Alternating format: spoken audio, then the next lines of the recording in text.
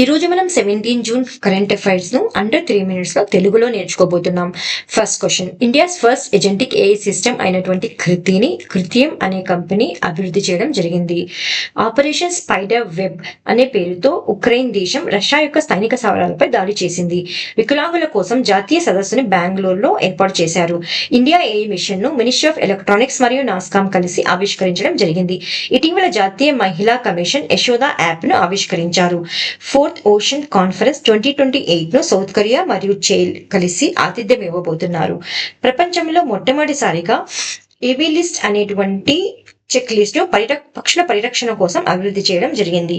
భారతదేశంలోనే బీహార్ రాష్ట్రం scan and share feature లో ఆయుష్మాన్ భారత్ డిజిటల్ మిషన్ లో భాగంగా మొదటి రాష్ట్రంగా నిలిచింది.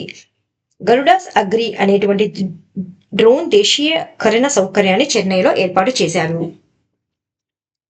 ఫ్రాన్స్ మరియు మధ్యప్రదేశ్ కలిసి culture and tourism pi agreement ను కుదుర్చుకున్నారు. State and trends of carbon pricing 2025 report ను వరల్డ్ బ్యాంక్ విడుదల చేసింది.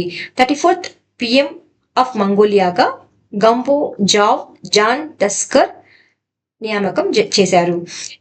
ఇన్ స్పేస్ ఇస్రో మరియు ఆర్కియలాజికల్ సర్వే ఆఫ్ ఇండియా ముగ్గురు కలిసి మోడల్ రాకెట్ లాంచ్ ట్రయల్స్ ను కుషీనగర్ ఉత్తరప్రదేశ్ లో నిర్వహించారు. ISSF వరల్డ్ కప్ మునిష్ 2025 లో ఇండియా 3rd ప్లేస్ ను పొందుపరుచుకుంది.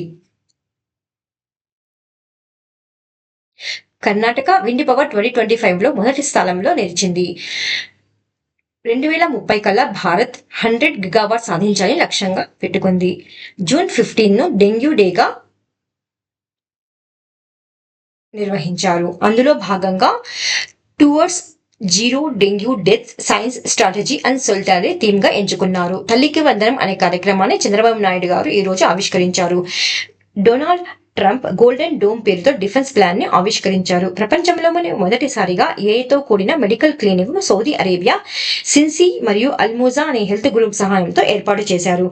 2వ బ్లూ టాక్స్ ని ఢిల్లీలో హోస్ట్ చేశారు. ఫ్రాన్స్ మరియు కోస్టరికా ఇందుకు సహాయాన్ని అందజేశారు. Thank you for listening.